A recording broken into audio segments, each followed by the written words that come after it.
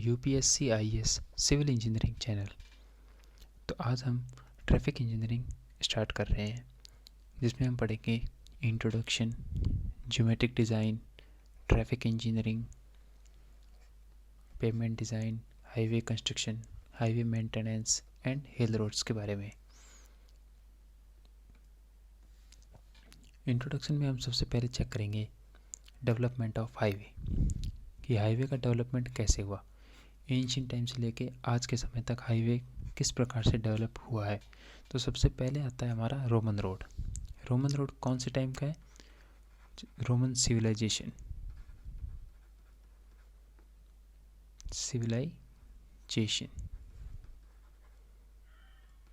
के टाइम का हमारा रोमन रोड्स है।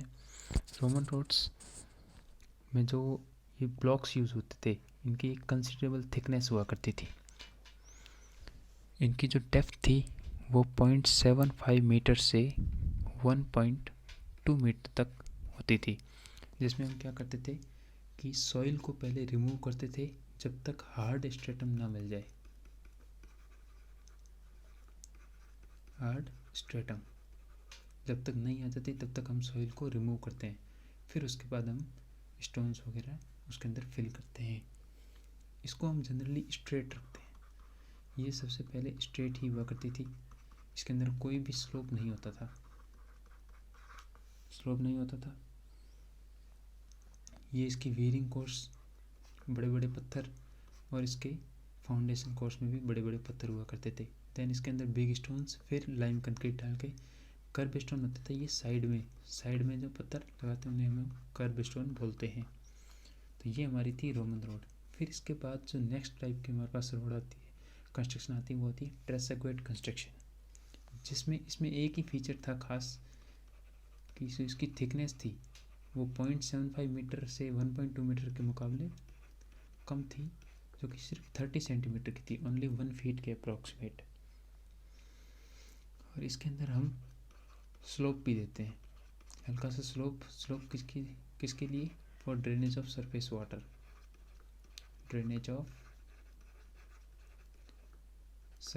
वाटर, तो हमने यहाँ पे एक स्लोप प्रोवाइड की है। ये थोड़े बिग ब्रोकन स्टोन्स हैं ये, और ये हमारे फाउंडेशन स्टोन है, ये हमारा कर्ब स्टोन ही है। फिर नेक्स्ट टाइप का हमारे पास टेलफोर्ड कंस्ट्रक्शन आता है। टेलफोर्ड कंस्ट्रक्शन में हम जो ये 9 सेंटीमीटर की एक लेयर लेते हैं उसको बोलते हैं सबग्रेड लेयर। देन इसके अंदर फाउंडेशन स्टोन देते हैं जिसकी थिकनेस 17 to 22 सेंटीमीटर होती है, और इसमें हम स्लोप यूज़ करते हैं 1/45। और इसके अंदर जो वेयरिंग सरफेस होती है वो ग्रेवल की होती है, जिसकी थिकनेस 4 सेंटीमीटर की लेते हैं हम, और स्मॉल ब्रोकन स्टोन की थिकनेस 5 सेंटीमीटर ये हम लेते हैं। देन जो नेक्स्ट टाइप का हमारे पास कंस्ट्रक्शन आता है वो हमारा आता है मैकडम कंस्ट्रक्शन। मैकडम कंस्ट्रक्शन में हम क्या करते हैं कि 25 सेंटीमीटर उसकी थिकनेस लेते हैं। 25 सेंटीमीटर हम उसकी क्या लेते हैं? थिकनेस। और जो हम इसमें स्लोप प्रोवाइड करते हैं, वो हम प्रोवाइड करते हैं 1/36 का, फॉर ड्रेनेज फैसिलिटीज़। इसके अंदर क्या होता है कि इसके अंदर हम 3 लेयर लेते हैं, जिसमें फर्स्ट लेयर 10 सेंटीमीटर, सेकंड भी 10 सेंटीमीटर एंड थर्ड 5 सेंटीमीटर। ये हमारा क्या होता है? Wearing course. ये जो हमारे पत्थरों की साइज़ है 20 mm size, 37.5 mm size and 50 mm size, हम इन पत्थरों की साइज़ रखते हैं, और ये उनकी डेप्थ रखते हैं मैकडम कंस्ट्रक्शन के ऊपर। फिर हम नेक्स्ट देखते हैं early development of highway plannings. अभी हमने हाईवे के अर्ली डेवलपमेंट्स देखे, अब हम देख रहे हैं early development of highway plannings in India. तो हाईवे प्लानिंग में सबसे पहले एक जयकार कमेटी बनाई गई। किसकी द्वारा बनाई गई? ये हमारे इंडियन गवर्नमेंट के द्वारा अपॉइंट की गई। 1927 में गवर्नमेंट ने एक कमेटी बनाई जिसका नाम था जयकर कमेटी, जिसके जो चेयरमैन थे वो हमारे थे M.R. जयकर, जिसकी वजह से इस कमेटी का नाम M.R. जयकर पड़ा। ये कमेटी थी road development committee, road development committee. Road development के लिए जो कमेटी इंडियन गवर्नमेंट ने बनाई वो थी जयकर कमेटी इन 1927, जिसने कुछ रिकमेंडेशंस दी हमारी गवर्नमेंट को। इसने क्या बोला कि सेंट्रल गवर्नमेंट एक प्रॉपर चार्ज ले किसके ऊपर, रोड कंस्ट्रक्शन के ऊपर, और उसको एक नेशनल इंटरेस्ट भी माने। सेंट्रल गवर्नमेंट जो है उस प्रॉपर चार्ज ले रोड कंस्ट्रक्शन का, और उसे हम नेशनल इंटरेस्ट के ऊपर भी तौर पे इस्तेमाल करें। फिर दूसरी इसकी रिकमेंडेशन थी कि 20 ईयर प्लान बनाए जाए, 20 ईयर प्लान बनाए जाए, लॉन्ग टर्म प्लान बनाए जाए और उसके ऊपर वर्क किया जाए।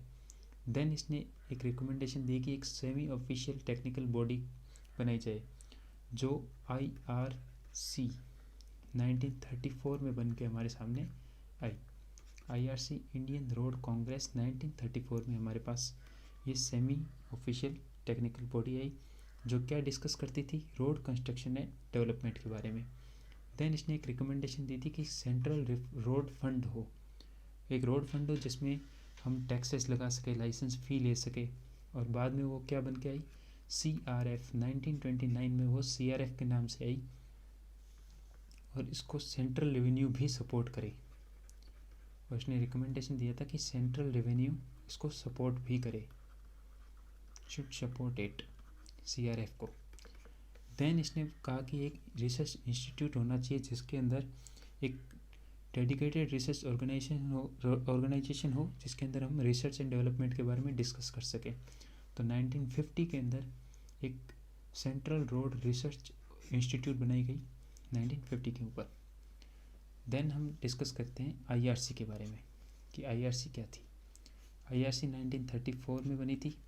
ये क्या करती थी, it promote and encourage the science and practice of road building and maintenance, forum for collective opinion of members on matter affecting roads.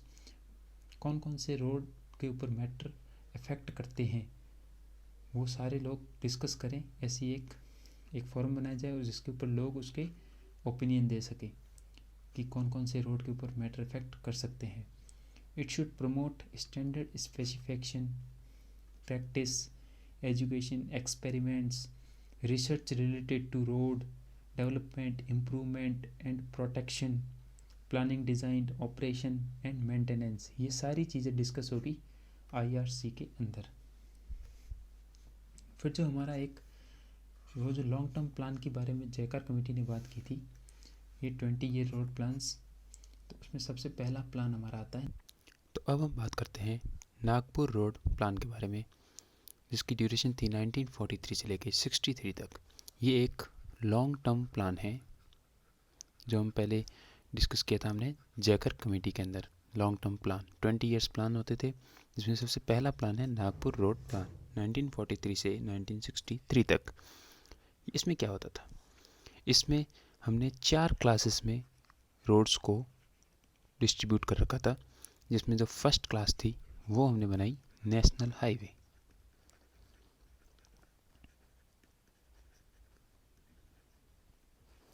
National highway.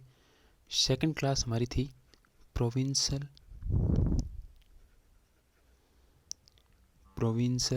And state highway.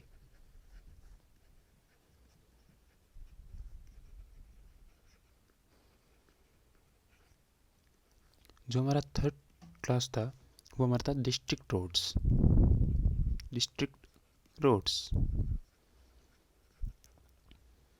और जो हमारी फोर्थ क्लास थी वो हमारी थी विलेज रोड्स।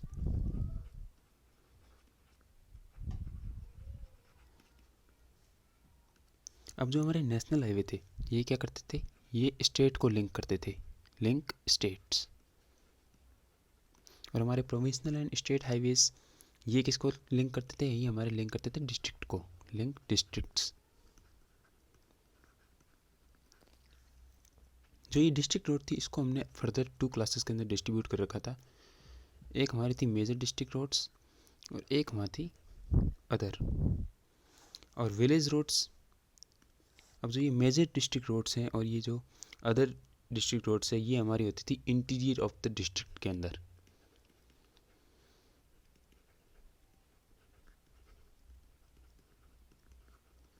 हमारी district के अंदर जो हमारी इंटीरियर रोड्स थी वो हमारी डिस्ट्रिक्ट रोड्स कहलाती थी, और जो हमारी विलेज रोड्स थी ये क्या करती थी, ये हमारी लिंक करती थी विलेजेस को हमारी सिटीज़ के साथ।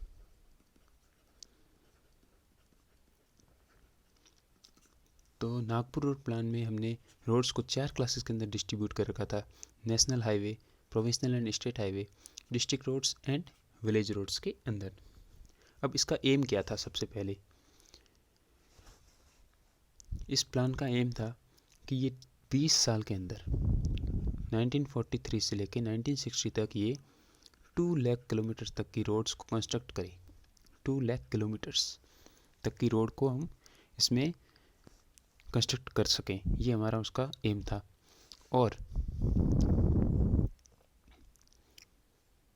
जो हमारे ये नेशनल हाईवे थे, हमारे प्रोविंशियल एंड स्टेट हाईवे थे एंड मेजर डिस्ट्रिक्ट रोड्स थी, ये हमारी हार्ड ड्यूरेबल क्रस्ट से बनी होती थी।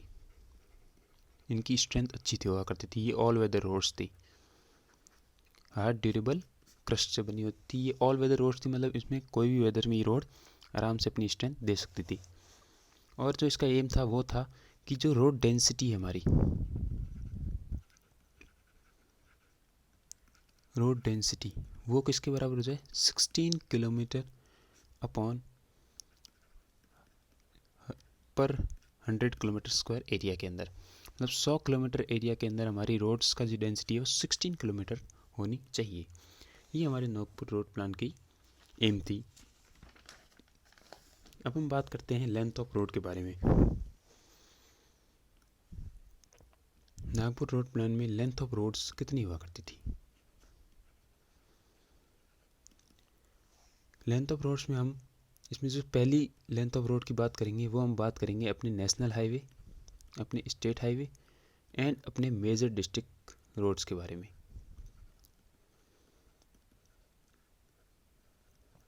जो कि हमारी हार्ड ड्यूरेबल क्रस्ट से बनी होती थी, उसकी जो लेंथ थी, जो हमारी लेंथ थी वो किसके बराबर थी, a/5 plus b/20 plus n plus 5t plus d plus r के बराबर थी। जिसमें जो ए था ये हमारा था एग्रीकल्चरल एरिया, ये माइल्स स्क्वायर में हम लेते हैं। जो ये हमारा बी है वो है हमारा नॉन एग्रीकल्चरल एरिया, और जो हमारा एन है वो है number of town have population 2K to 5K, 2K to 5K मतलब 2000 से लेके 5000 तक। और जो हमारा टी है ये है number of town having population greater then 5K, means greater than 5000। और जो ये डी है ये हमारा है अलाउंस, इंडस्ट्रियल प्लस एग्रीकल्चरल, इसमें हम कुछ अलाउंस देते हैं लगभग 50% के आसपास। और जो ये हमारे आर है ये हमारा है रेलवे माइलेज इन एरिया। अब हमने इन तीनों के बारे में लेंथ डिस्कस कर ली है। तो अब जो सेकंड टाइप की हमारे पास लेंथ बनती है वो किसकी बनती है, वो हमारी other district roads and village roads की। इनकी कितनी लेंथ होगी, तो इनकी लेंथ होगी v/5 plus q/2 plus r plus 2s plus d। इसमें v क्या है, इसमें v तो है एग्रीकल्चरल एरिया, इसमें जो q है वो है number of villages having population 500 to 1000, हमारा q। जो r है number of villages having population 1000 to 2000। ये जो हमारा s है इसकी जो टाउन की पॉपुलेशन है वो 2000 से ज़्यादा की। और जो d है वो हमारा होगा allowance in agricultural and industrial. अब हमने यहाँ पे तो लगभग 2000 से शुरू किया था और यहाँ हम 2000 पे एंड कर रहे हैं। यहाँ पे तो मिनिमम 2000 थी क्योंकि यहाँ पे अदर मेजर डिस्ट्रिक्ट रोड्स थी, मतलब यहाँ पे सिटीज़ को हमने बड़ी बड़ी कंसिडर किया था। और ये other district road and village road होती है, तो विलेज रोड्स में विलेजेस में क्या होती है, पॉपुलेशन कम होती है, इसीलिए हम हाईएस्ट 2000 तक ही जाते हैं। फिर अगर 2000 से ज़्यादा पॉपुलेशन हो रही है इसका मतलब वहाँ पे मेजर डिस्ट्रिक्ट रोड आएगी, और तो लेंथ हमारी ये मानी जाएगी। तो ये हमारा हो गया नागपुर रोड प्लान। अब हम बात करते हैं बॉम्बे प्लान के बारे में।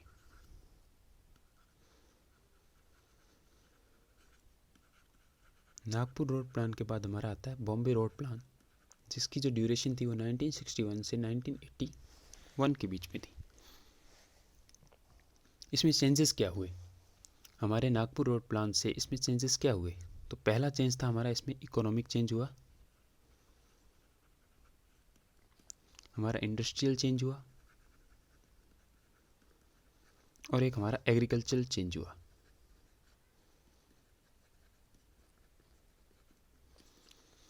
इसकी जो एम थी वो थी 10 लाख किलोमीटर्स तक की रोड्स बनाई जाए 20 ईयर्स के अंदर अंदर। नागपुर रोड प्लान में 2 लाख किलोमीटर्स की रोड का एम था, और यहाँ पे 10 लाख किलोमीटर्स के तक का एम था। इसकी जो डेंसिटी हमने रखी एम की वो थी 32/100, मतलब 32 किलोमीटर पर 100 किलोमीटर स्क्वायर एरिया के अंदर हमारी 32 किलोमीटर तक की रोड्स होनी चाहिए, ये हमारी रोड डेंसिटी थी। और इसमें बताया था कि 1600 किलोमीटर तक के एक्सप्रेस वे बन जाने चाहिए 20 साल के अंदर अंदर। और इसमें हमने फंड्स भी जोड़े। हमारे नागपुर रोड प्लान के अंदर सिर्फ और सिर्फ डायरेक्ट बेनिफिशरीज का फंड हुआ करता था,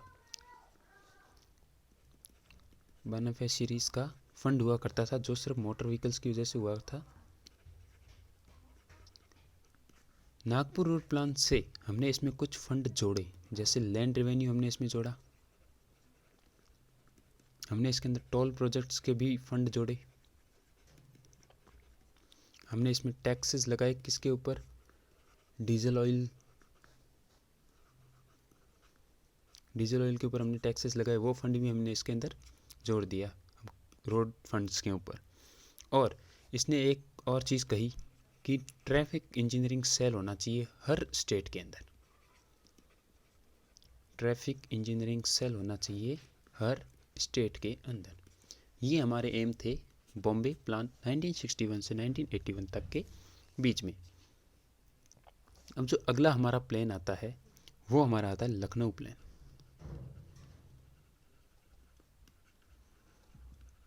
जो कि 1981 से 2001 के बीच में इसको बनाया गया था, जो कि अभी तक भी चल रहा है। इसमें जो हमारे पहले वाले 2 प्लान थे, जो हमारे पहले वाले 1 और 2 प्लान थे, Nagpur road plan and Bombay road plan, उसमें कुछ शॉर्टकमिंग्स थी, उसमें कुछ कमियां थी। वो कमियां क्या क्या थी कि जो Nagpur road plan and Bombay road plan है वो हमारी पैसेंजर मूवमेंट ऑफ रोड्स को वो नीड्स को वो पूरी नहीं कर पा रहे थे, हमारे पैसेंजर की नीड्स को पूरी नहीं कर पा रहे थे।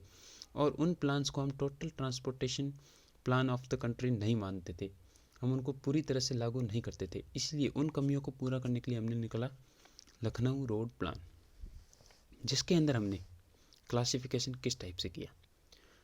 क्लासिफिकेशन हमने सबसे पहले प्राइमरी, फिर सेकंड हमने बनाया सेकेंडरी, और थर्ड टाइप हमने बनाया टर्शियरी। अब हमने प्राइमरी के अंदर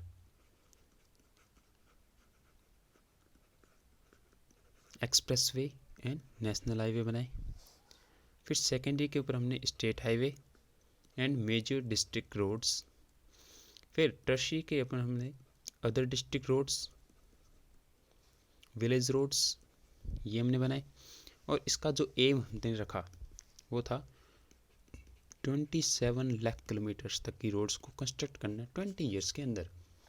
जो हमारा नागपुर रोड प्लान में वो तो 2 लाख किलोमीटर्स, फिर हमने बॉम्बे में 10 लाख किलोमीटर्स एंड इसमें 27 लाख किलोमीटर्स हमने इसके अंदर एम रखा। और जो डेंसिटी हमने रखी वो हमारी थी 82 किलोमीटर पर 100 किलोमीटर स्क्वायर एरिया के अंदर। ये हमारी रोड डेंसिटी हमने एम की लखनऊ रोड प्लान के अंदर। और इसने क्या क्या चीज़ें कही? और इसने कहा कि जो ऑल वेदर रोड्स थी, पहले हमारी ऑल वेदर रोड्स कौन कौन सी हुआ करती थी? National highway, state highway, major district roads ही हुआ करती थी। तो अब इसने क्या बोला कि जो ऑल वेदर रोड्स है, जो हमारी ऑल वेदर रोड्स है वो कहाँ कहाँ होनी चाहिए? वो होनी चाहिए ऐसे विलेजेस के ऊपर जिनकी पॉपुलेशन 500 से ज़्यादा हो।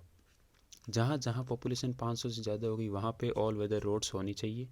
एंड जिनकी पॉपुलेशन 500 से कम हो, जिनसे 500 से कम हो जिसकी पॉपुलेशन, उससे ऑल वेदर रोड 3 किलोमीटर की दूरी पर होनी ही चाहिए। जैसे ये गांव है जिसकी पॉपुलेशन 500 से कम है, तो इससे 3 किलोमीटर दूर तक एक ऑल वेदर रोड्स जानी ही चाहिए 3 किलोमीटर के अंदर।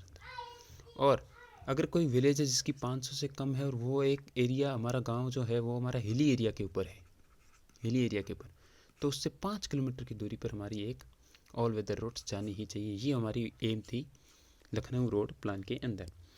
और जो एक्सप्रेस वे है, जो हमारा एक्सप्रेस वे है, उसको हम स्पीडी ट्रेवल के लिए यूज़ कर सकते हैं। वो हमारे मेजर कॉरिडोर्स के अंदर बने होंगे। जो हमारा एक्सप्रेस वे होगा वो हमारे स्पीडी ट्रेवल्स के लिए होगा। स्पीडी ट्रेवल करवाने के लिए हमारे एक्सप्रेस वे होंगे जो मेजर कॉरिडोर्स के अंदर बने होंगे। और जो हमारे नेशनल हाईवे हैं, वो ग्रिड्स में होंगे।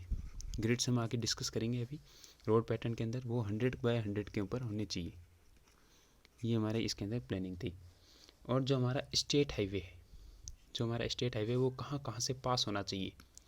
हमारा स्टेट हाईवे पास होना चाहिए डिस्ट्रिक्ट हेडक्वार्टर से, सब डिविजनल मतलब तालुका से, हेडक्वार्टर से, मेजर इंडस्ट्रियल सेंटर्स से, प्लेसेस ऑफ कमर्शियल इंटरेस्ट, जहाँ पे कमर्शियल इंटरेस्ट हो वहाँ पे भी जाना चाहिए। जहाँ टूरिस्ट अट्रैक्शन ज़्यादा हो वहाँ पे भी हमारे स्टेट हाईवे जाने चाहिए। जहाँ हमारे एग्रीकल्चर मार्केट्स है वहाँ पे भी हमारे स्टेट हाईवे जाने चाहिए। और पोर्ट्स वगैरह में भी जाने चाहिए हमारे स्टेट हाईवे। और जो हमारा मेजर डिस्ट्रिक्ट रोड है वो उन विलेजेस तक तो जाना ही चाहिए जिनकी पॉपुलेशन 1500 से ज़्यादा हो, वहाँ हमारी मेजर डिस्ट्रिक्ट रोड जानी चाहिए। और जो हमारी अदर डिस्ट्रिक्ट रोड्स है वो पॉपुलेशन 1000 से 1500 तक जो होगी वहाँ जानी ही चाहिए। बाकी हमारी अदर ऑल वेदर रोड्स हमारी पॉपुलेशन 500 से ज़्यादा तो होनी चाहिए, जो हमने यहाँ पे डिस्कस कर दिया था पहले ही। हमारी जो ऑल वेदर रोड्स के बारे में हमने यहाँ डिस्कस कर लिया था। अब जो इसमें हमारी लेंथ ऑफ रोड्स है, इसमें जो हमारी लेंथ ऑफ रोड हमने मानी थी वो कितनी थी। जो नेशनल हाईवे होगा हमारा टोटल एरिया अपॉन 1000, ये हमारा नेशनल हाईवे होना चाहिए। स्टेट हाईवे हमारा होना चाहिए टोटल एरिया अपॉन 25। और ऐसा भी हम इसको कह सकते हैं कि 62.5 into number of town has population greater than 5000। तो ये हमारे स्टेट हाईवे के बराबर होना चाहिए। ये माइनस में एरिया अपॉन 50, ये स्टेट हाईवे की लेंथ होनी चाहिए। जो हमारे मेजर डिस्ट्रिक्ट रोड्स हैं, उनका होना चाहिए length total area of this and divided by 12.5। और इसको हम लिख सकते हैं 90 into number of towns having population greater than 5000। ये हमारी मेजर डिस्ट्रिक्ट रोड्स की लेंथ होनी चाहिए। जो हमारी टोटल रोड लेंथ्स है all over the India, total roads length वो कितनी होनी चाहिए, वो होनी चाहिए 4.7 इंटू नंबर ऑफ टाउन और विलेजेस। जितने भी हमारे विलेजेस हैं उनसे 4.7 से इंटू करेंगे तो उतनी हमारी रोड्स होनी चाहिए। और जो हमारी रूरल रोड लेंथ हो जाएगी हमारे गांव की रोड्स, विलेज रोड्स की, वो हमारा टोटल रोड लेंथ माइनस ये other roads, national highway, state highway and major district roads को हम माइनस कर देंगे तो हमारी जो रूरल रोड्स हैं उनकी लेंथ आ जाएगी। तो हमारी रूरल रोड्स की लेंथ आ जाएगी। तो ये हमारे हो गए 3 प्लान हमने अभी डिस्कस कर लिए हैं। हमारा नागपुर रोड प्लान, हमारा बॉम्बे रोड प्लान एंड हमारा लखनऊ रोड प्लान। अब हम बात करेंगे रोड पैटर्न्स के बारे में। हम बात करेंगे रोड पैटर्न्स। रोड पैटर्न में हमारा जो सबसे पहला पैटर्न आता है वो हमारे आते हैं रेक्टेंगुलर और ब्लॉक पैटर्न। रेक्टेंगुलर और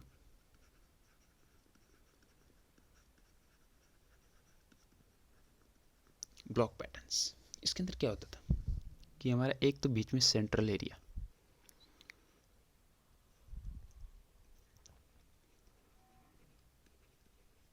ये हमारा सेंट्रल एरिया हुआ करता था, और इसके आसपास ऐसे ब्लॉक्स बने होते थे। हमारी बिल्डिंग्स भी हो सकती है या कुछ भी, या हमारे एरिया भी हो सकते हैं छोटे छोटे, ऐसे ब्लॉक्स हुआ करते थे।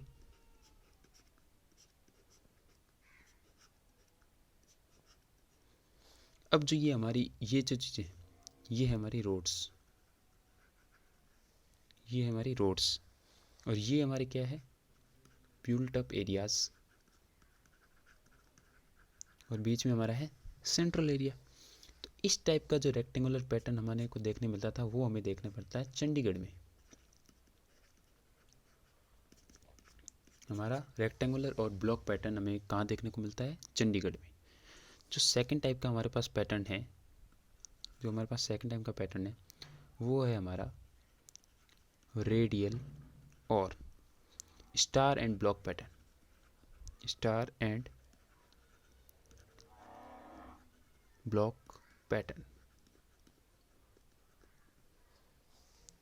तो ये हमारा कैसे, किस टाइप का होता था कि हमारा जो सेंट्रल एरिया है, जो हमारा सेंट्रल एरिया है वो हमारे ऐसे इस तरह से बीच में होता था, कुछ इस तरह से कह सकते हैं हम।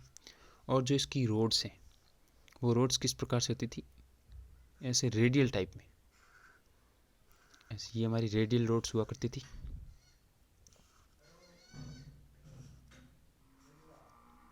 ऐसे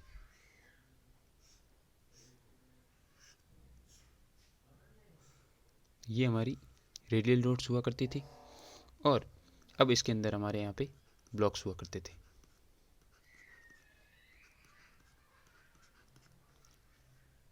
तो जो हमारी ये वाली रोड्स थी जो इनके ब्लॉक्स के बीच में से निकलती थी, ये हमारी सिंपल ब्लॉक रोड्स, ये हमारे बिल्ट अप एरियाज हुआ करते थे, ये हमारा सेंट्रल एरिया, और ये हमारी हो गई रेडियल रोड, रेडियल रोड।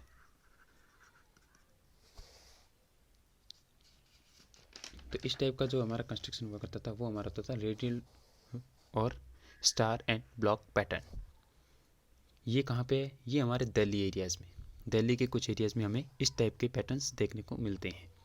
जो हमारा थर्ड टाइप का आता था वो हमारा आता था रेडियल और star and circular pattern, radial और स्टार एंड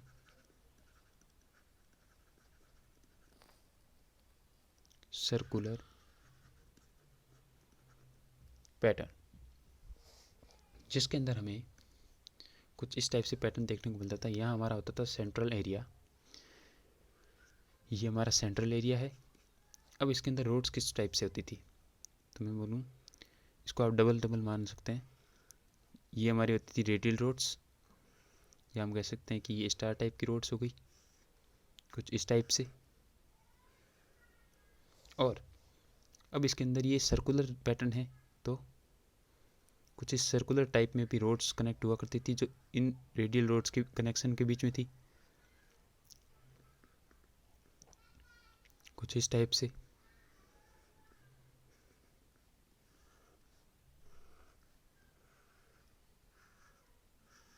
और यहाँ पे ब्लॉक रोड भी हुआ करती थी बीच बीच में, कहीं बिल्ट अप एरिया भी हुआ करते थे। तो इस टाइप का जो पैटर्न है वो हमें कन्नौज दिल्ली में देखने को मिलता है, कन्नौज दिल्ली में देखने को ये मिलता है इस टाइप के रोड पैटर्न्स। अब जो हमारा फोर्थ टाइप का जो हमारे पास आता है रोड पैटर्न, वो कुछ इस टाइप से आता है, रेडियल और star and circular pattern Nagpur road plan के अंदर। जो हमारे नागपुर रोड प्लान के अंदर हुआ करता था रेडियल और स्टार और सर्कुलर पैटर्न, वो कुछ इस टाइप से हुआ करते थे। उसके अंदर ग्रिड्स हुआ करती थी, उसके अंदर एक सेंट्रल एरिया हुआ करता था, ये हमारा सेंट्रल एरिया, और ये हमारे radial roads,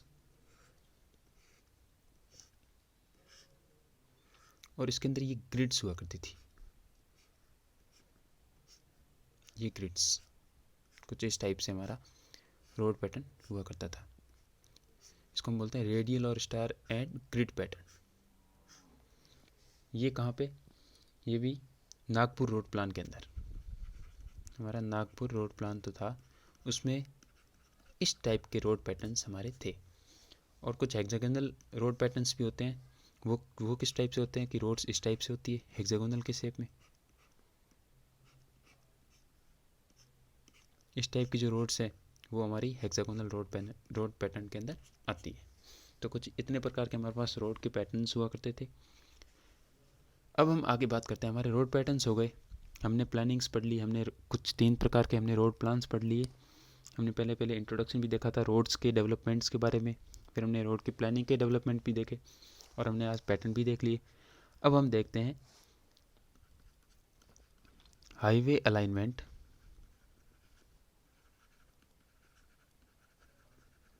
highway alignment and surveys के बारे में। हाईवे अलाइनमेंट एंड सर्वेस के बारे में। तो जो सबसे पहला पॉइंट हम इसमें पढ़ेंगे वो हमारा है factor affecting alignment. Factor affecting alignment.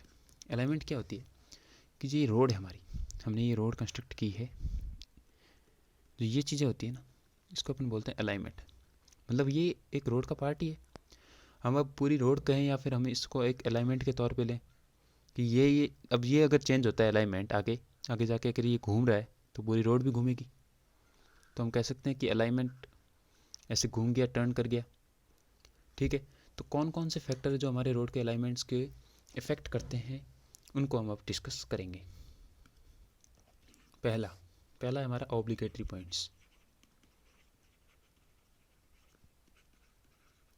Obligatory points. Second हमारे आता है ट्रैफिक।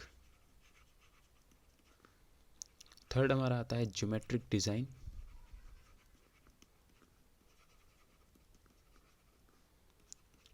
फोर्थ हमारा आता है इकोनॉमिक्स। और फिफ्थ हमारे आती है अदर कंसिडरेशंस।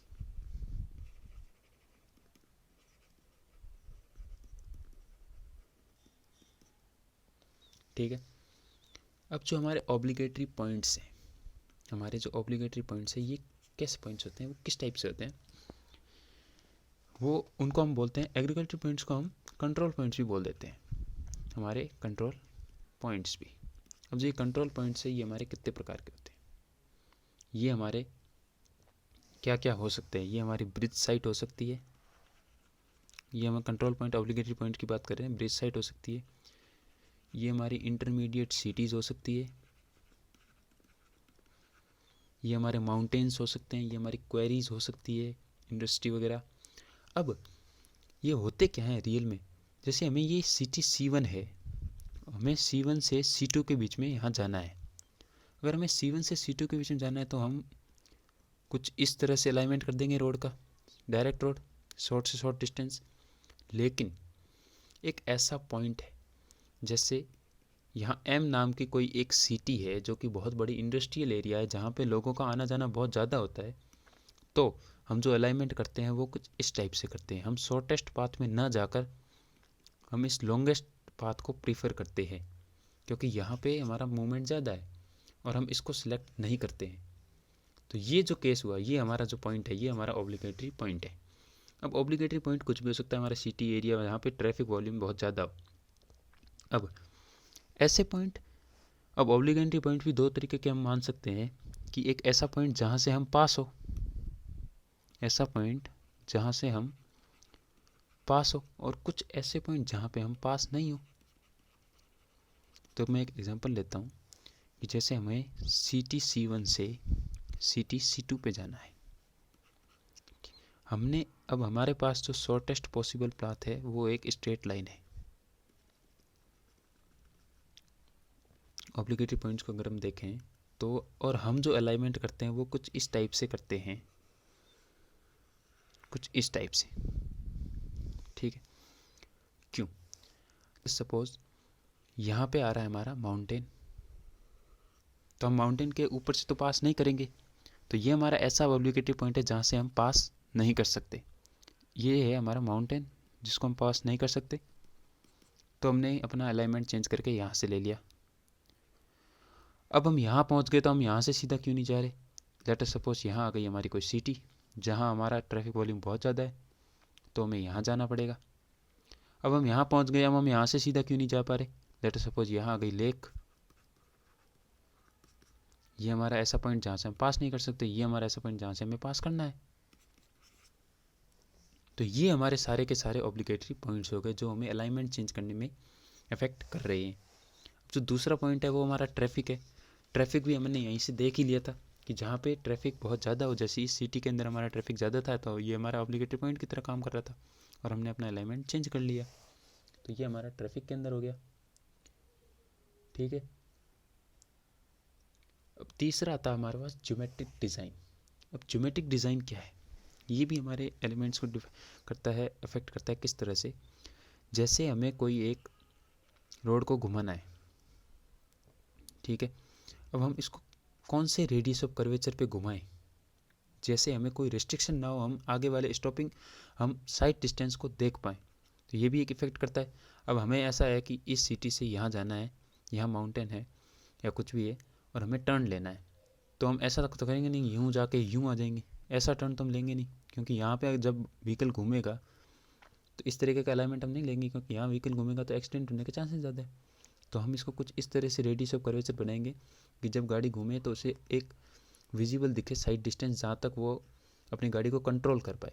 तो ये भी एक ऑब्लिगेटरी पॉइंट है कि हम कितना उसको डिज़ाइन करें, कितनी रेडियस पे हम उसको डिज़ाइन करें। फोर्थ टाइप होता है हमारा इकोनॉमी। इकोनॉमी के अंदर हमारी आती है कॉस्ट, हमारी कॉस्ट ऑफ कंस्ट्रक्शन, ये भी हमारा एक इफेक्ट होता है। और हमारी आती है फिलिंग एंड कटिंग। अब लेट अस सपोज हमारे पास यहाँ पे तो है अपीलिंग, अपीलिंग मतलब कुछ इस टाइप से हमारे पास स्ट्रक्चर है यहाँ पे, ये हमारा टॉप व्यू, ये हमारा साइड व्यू है। और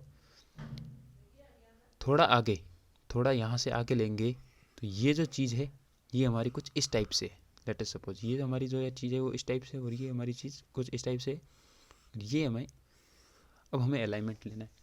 अब हमारी कॉस्ट ऑफ कंस्ट्रक्शन आएगी, क्योंकि अगर हमें यहाँ रोड बनानी है तो हमें यहाँ से कटिंग करनी पड़ेगी, और यहाँ अगर हमें रोड बनानी है तो यहाँ पे हमें फिलिंग करनी पड़ेगी। तो ये भी हमारे कॉस्ट ऑफ कंस्ट्रक्शन में आएगी, हमारी कॉस्ट को मैटर करेगी ये चीज़। तो हम ये भी अफेक्ट कर सकते हैं कि हम अपनी रोड को कुछ इस टाइप से बना लें दोनों को छोड़ के, या फिर अगर ये कम ही है, हमें इतने सारा मटेरियल्स हमें अप्लाई करने में जो कॉस्ट लग रही है वो यहाँ से मुकाबले कम पड़ रही है, तो हम इसको कट करके इसको फिल कर देंगे और रोड को सीधा बना देंगे। तो ये भी इफेक्ट हमारे होते हैं रोड कंस्ट्रक्शन करने के टाइम पे, हमारे अलाइनमेंट को इफेक्ट करते हैं। अब जो हमारी अदर कंसिडरेशंस आती है,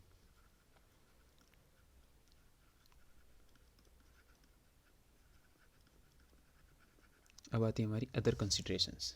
इसके अंदर हम देखते हैं कौन कौन से इफेक्ट, ड्रेनेज, हमारा हाइड्रोलॉजिकल फैक्टर्स, हमारे पॉलिटिकल फैक्टर्स और हमारे वेरिएशंस, मोनोटोनी, ये सारी चीज़ें हमारे अदर कंसिडरेशन के बीच में आती है। कौन कौन सी, हमारे ड्रेनेज सिस्टम्स, हमें कितना स्लोप देना पड़ेगा, देन हाइड्रोलॉजिकल फैक्टर्स,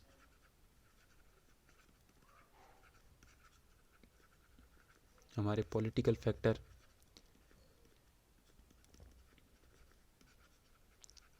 किसी नेताजी का घर पास में, रोड यहाँ से जानी चाहिए लेकिन कुछ इस टाइप से निकल दे, अलाइनमेंट चेंज कर दें हम, ये पॉलिटिकल फैक्टर के बीच में आ जाएगा, कुछ इस तरीके के। और कुछ वेरिएशंस हमारे मोनोटोनी के बीच में। तो ये हमारी अदर कंसिडरेशंस हो जाएगी।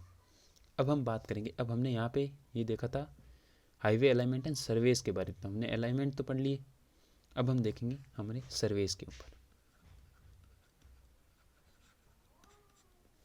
हमारे सर्वे के ऊपर। अब हम हाईवे बनाते वक्त कौन कौन से सर्वे करते हैं, वो हमने सर्वे को कुछ 4 टाइप्स के अंदर ब्रेक कर रखा है। कौन कौन से, पहला मैप स्टडी, दूसरा हमारा आता है रिकॉनिसेंस, थर्ड टाइप हमारी आती है प्रीलिमिनरी सर्वे, प्रीलिमिनरी सर्वे,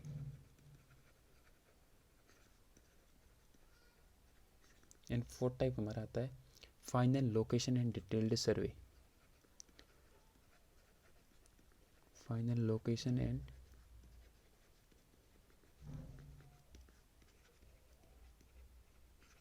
डिटेल्ड सर्वे स्टडी के अंदर हम क्या देखेंगे?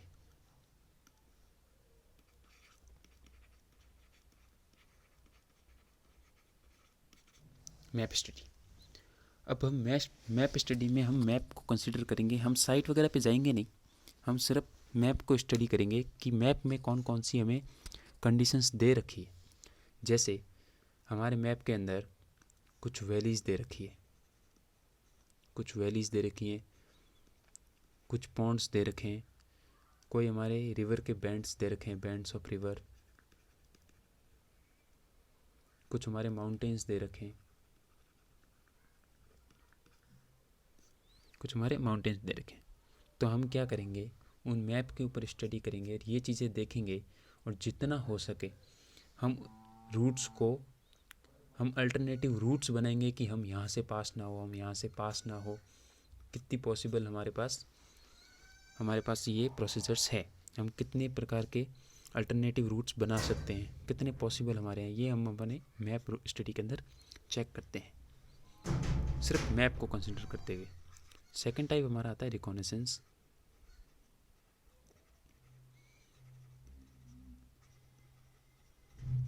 सेकेंड टाइप हमारा आता है रिकॉनेसेंस। इसके अंदर हम क्या करते हैं, फील्ड सर्वे। यहाँ हम करते हैं फील्ड का सर्वे। यहाँ हमने फील्ड को सर्वे नहीं किया था, हमने सिर्फ मैप को ही सर्वे किया था। तो यहाँ हम फील्ड को सर्वे करेंगे, जिसके अंदर मैप के अंदर जो डिटेल्स नहीं है, जो वैलीज़ नहीं दिखाई गई हैं मैप के अंदर, जो पॉन्ड्स नहीं दिखाए गए हैं, जो बैंड्स ऑफ रिवर नहीं दिखाए गए हैं, जो माउंटेन्स छोटे छोटे वो दिखाई नहीं दिए हैं, पर हमें वो फील्ड में कंसिडर हो रहे हैं, तो हम उन डिटेल्स को चेक करेंगे रिकॉनेसेंस में, जो हमारे मैप के अंदर प्रेजेंट नहीं है। और हम इसके अंदर ग्रेडियंट्स को चेक करेंगे, लेंथ को चेक करेंगे, रेडियस ऑफ कर्वेचर को चेक करेंगे। हमारी जो सॉइल टाइप है ये हम फील्ड के ऊपर जाके चेक कर सकते हैं, मैप के ऊपर तो हम फील्ड सॉइल टाइप चेक नहीं कर सकते। और जो हमारे सोर्स ऑफ कंस्ट्रक्शन मटेरियल्स है वो भी हम फील्ड में जाके ही चेक करेंगे, ये हमारे रिकॉनेसेंस के अंदर आते हैं। अब जो हमारा थर्ड टाइप का जो हमारे पास सर्वे आता है, जो हमारे ये स्टेप वाइज स्टेप सर्वे है। थर्ड टाइप का आता है हमारा प्रीलिमिनरी सर्वे।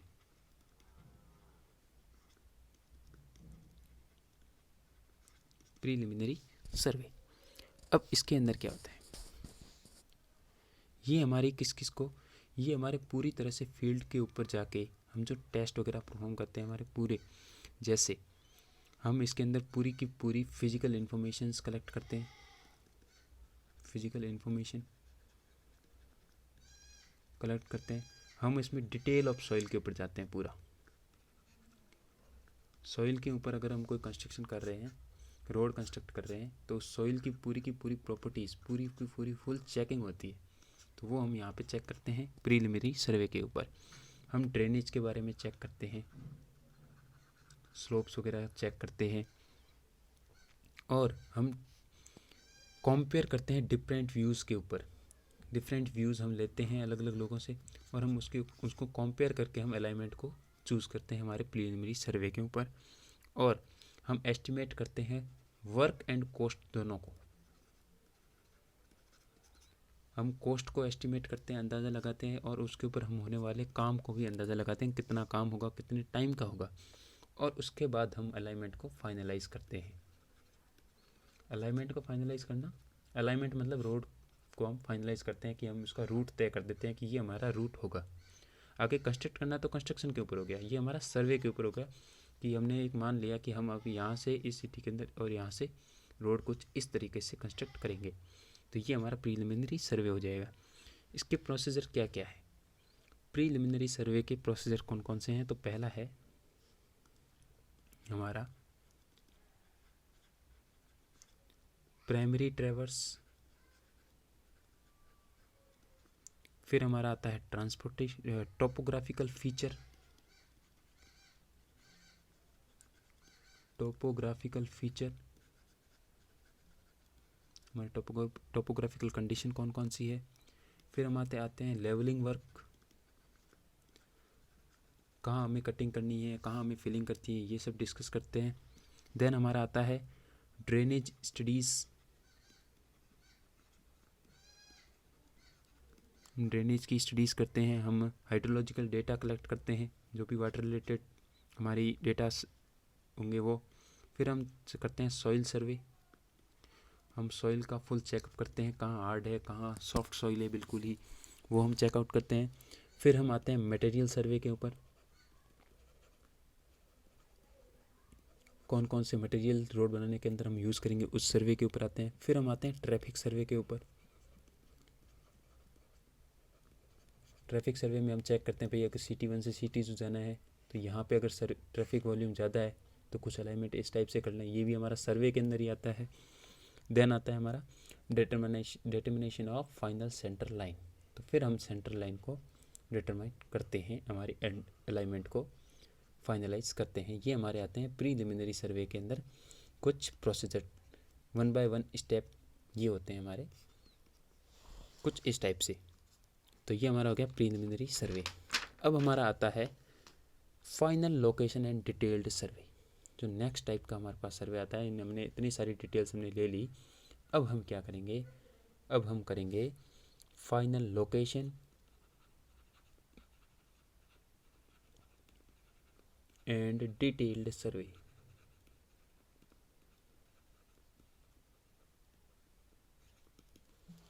अब हम बात करेंगे हमारे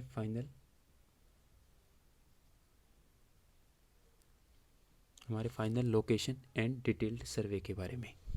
तो हम इसके ऊपर अब हम क्या करेंगे, डिज़ाइन ऑफिस में जाएंगे, जो कि हमारी कहाँ होगी, हमारी फील्ड के ऊपर जो हमारी ऑफिस होगी जहाँ पे हम वहाँ जाएंगे, और हम पूरे का पूरा अलाइनमेंट जो हमने यहाँ पे डिस्कस किया है उसको फाइनलाइज करेंगे, उसके ऊपर एक फाइनल डिसीजन लेंगे।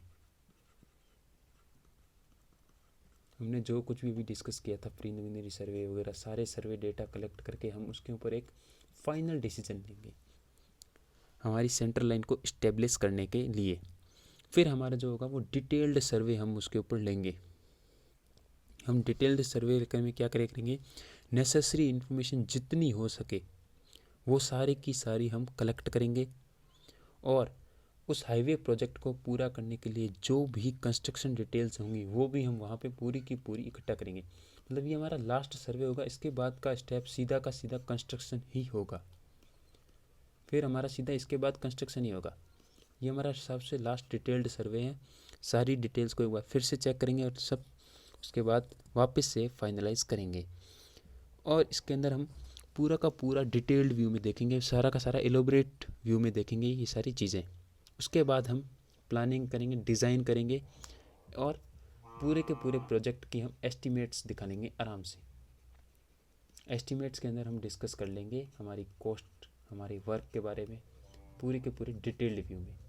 मतलब प्रीलिमिनरी सर्वे में हमने सारे सर्वे ले लिए थे, लेकिन डिटेल्ड सर्वे में हम उस सारे सर्वेज को पूरी डिटेल्स में चेक करेंगे, और उनके ऊपर एक फ़ाइनल डिसीजन हम अप्लाई करेंगे हमारे फाइनल लोकेशन एंड डिटेल्ड सर्वे के अंदर। उसके बाद हमारा जो काम रहेगा वो सिर्फ और सिर्फ कंस्ट्रक्शन का रहेगा, और फिर हमारी रोड बन के तैयार निकल आएगी, हमारा अलाइनमेंट बन के तैयार निकल जाएगा। तो जो आज हमने डिस्कस किया है, तो आज हमने क्या क्या डिस्कस किया है वो हम एक बार चेक कर लेते हैं।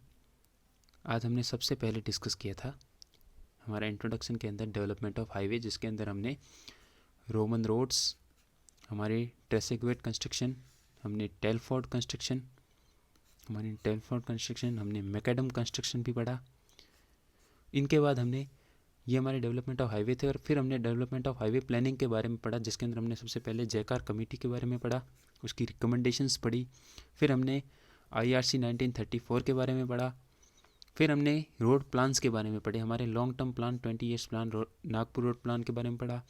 हमने बॉम्बे प्लान के ऊपर पढ़ा, हमने अपने बॉम्बे प्लान के ऊपर पढ़ा, हमने लखनऊ प्लान के ऊपर पढ़ा। ये सारी चीज़ें हमने डिस्कस की। देन हमने हमारे रोड पैटर्न्स के बारे में पढ़ा, rectangular and block pattern, radial and star block pattern. फिर हमने सर्कुलर पैटर्न्स के बारे में पढ़ा। फिर हमने ग्रिड पैटर्न के बारे में पढ़ा, हेक्सागोनल पैटर्न के बारे में पढ़ा।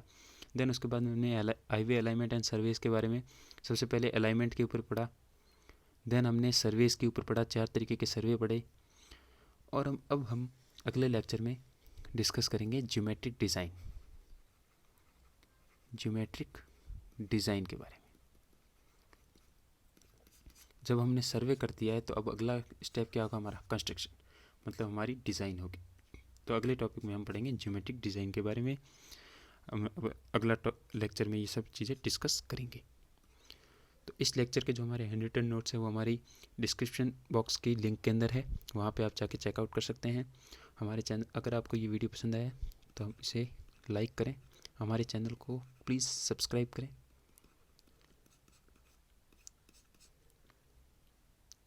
Okay, thank you.